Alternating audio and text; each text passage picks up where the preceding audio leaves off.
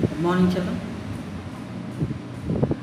थोड़ा सा अंश पढ़ाया था मैंने आपको पत्रकारीय लेखन के विभिन्न रूप और लेखन प्रक्रिया का, और आपको मैंने ककार का मतलब भी समझाया था। ठीक है, फ्रीलांसर बताया था, पूर्णकालिक बताया था, अंशकालिक बताया था। अब आप आएंगे समाचार कैसे लिखा जाता है। पत्रकारीय लेखन का सबसे जाना पहचाना रूप समाचार लेखन है। आमतौर पर अखबारों में समाचार पूर्णकालिक और अंशकालिक पत्रकार लिखते हैं, जिन्हें संवाददाता या रिपोर्टर भी कहते हैं। रिपोर्टर भी कहा जाता है उन्हें, संवाददाता भी कहा जाता है। पूर्णकालिक मैंने बताया था आपको, जो किसी समाचार संगठन में काम करने वाला वेतन लेता है, नियमित रूप से वेतन लेता है, उसे पूर्णकालिक कहते हैं। और अंशकालिक जो होता है वो एक निश्चित मानदेय के हिसाब से काम करने वाला होता है। उसको एक पर्टिकुलर कह देते हैं, इतना अमाउंट आपको मिलेगा, तब वे काम करते हैं। पूर्णकालिक नियमित रूप से वेतन पाने वाला होता है, तो इन्हें कहते हैं संवाददाता या रिपोर्टर। लेकिन समाचार लिखे कैसे जाते हैं? क्या समाचार लेखन की कोई विशेष शैली होती है? इस प्रश्न का उत्तर जानने के लिए ज़रूरी है कि अपनी पसंद के किसी भी अखबार में छपने वाली खबरों को ध्यान से पढ़िए। क्या आपको ऐसा लगता है कि उसमें छपी अधिकांश खबरें एक खास शैली में लिखी गई हैं?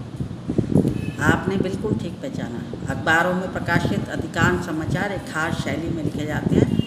इन समाचारों में किसी भी घटना, समस्या या विचार के सबसे महत्वपूर्ण तथ्य, सूचना या जानकारी को सबसे पहले पैराग्राफ में लिखा गया है। उसके बाद के पैराग्राफ में उससे कम महत्वपूर्ण सूचना या तथ्य की जानकारी दी है। मतलब पहले वाले जो पैराग्राफ होता है, जो पहला अंश होता है, उसमें किसी महत्वपूर्ण तथ्य या सूचना की जानकारी दी जाती है। फिर उससे जो अगला वाला पैराग्राफ होता है, उसमें उससे कम जानकारी वाली खबर दी जाती है। उसके बाद के पैराग्राफ में उससे कम महत्वपूर्ण सूचना या तथ्य की जानकारी दी गई है। यह प्रक्रिया तब तक जारी रहती है जब तक समाचार खत्म नहीं हो जाता।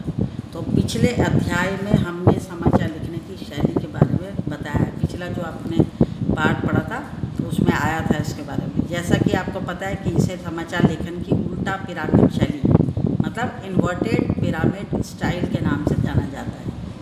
तो यह समाचार लेखन की सबसे लोकप्रिय, उपयोगी और बुनियादी शैली है। ये शैली कहानी या कथा लेखन की शैली के ठीक उल्टी है, जिसमें क्लाइमेक्स बिल्कुल आखिर में आता है।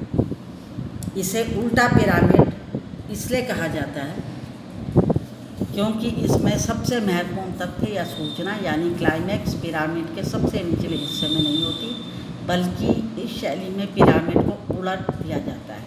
तभी इसको कहा है उल्टा पिरामिड समाचार लेखन की शैली होती है। हालांकि इस शैली का प्रयोग 19वीं सदी के मध्य से शुरू हो गया था, लेकिन इसका विकास अमेरिका में गृह युद्ध के दौरान हुआ। उस समय संवाददाताओं को अपनी खबरें टेलीग्राफ संदेशों के जरिए भेजनी पड़ती थी, जिसकी सेवाएं महंगी थी, अनियमित थी, दुर्लभ थी, बड़ी मुश्किल से होती थी। तो कई बार कहानी की इस तरह तकनीकी कारणों से सेवा ठप हो जाती थी। टेक्निकल प्रॉब्लम्स होती थी तो उससे सेवा ठप हो जाती थी। इसलिए संवाददाताओं को किसी घटना की खबर कहानी की तरह विस्तार से लिखने के बजाय संक्षेप में देनी होती थी, शॉर्ट में। इस तरह उल्टा पिरामिड शैली का विकास हुआ और धीरे धीरे लेखन और संपादन की सुविधा के कारण ये शैली समाचार पत्र की मानक, मतलब स्टैंडर्ड शैली बन गई। अब समाचार लेखन और 6 ककार। किसी समाचार को लिखते हुए मुख्यतः 6 सवालों का जवाब देने की कोशिश की जाती है। 6 सवाल कौन से? क्या हुआ, किसके साथ हुआ, कहाँ हुआ, कब हुआ, कैसे हुआ, क्यों हुआ।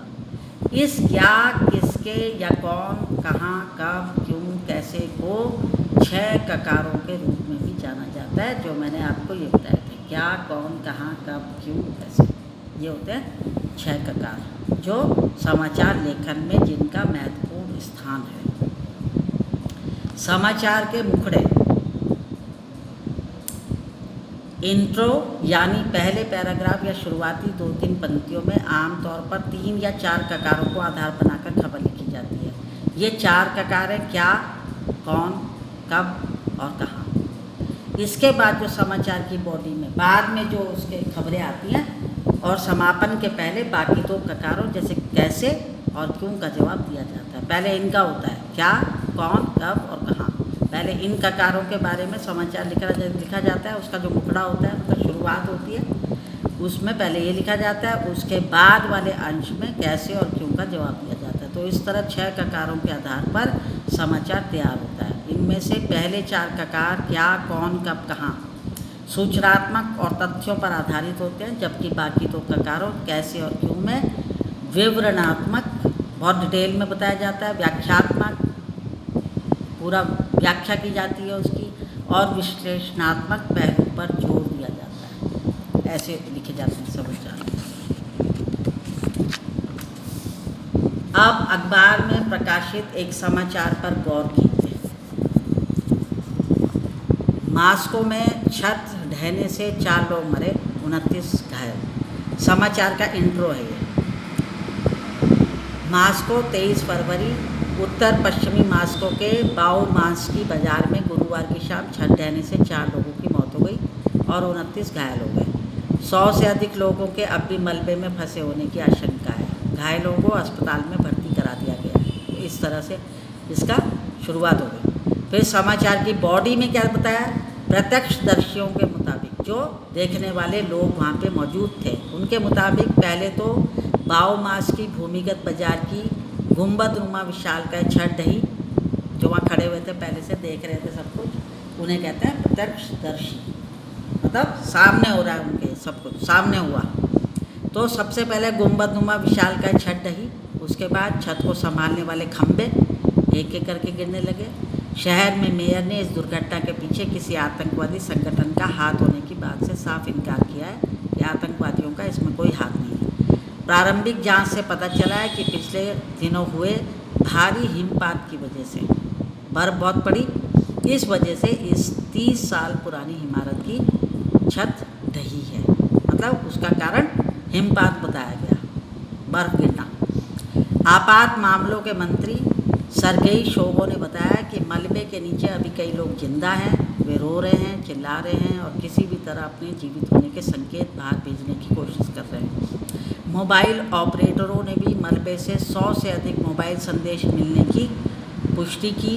माना जा रहा है कि छत गिरने का मुख्य कारण इस पूरी इमारत का डिज़ाइन भी है, उसको जिस तरह से बनाया गया है वो भी एक कारण है उसका। तो इसकी गुंबदनुमा छत पर भारी बर्फ़ जम गई थी।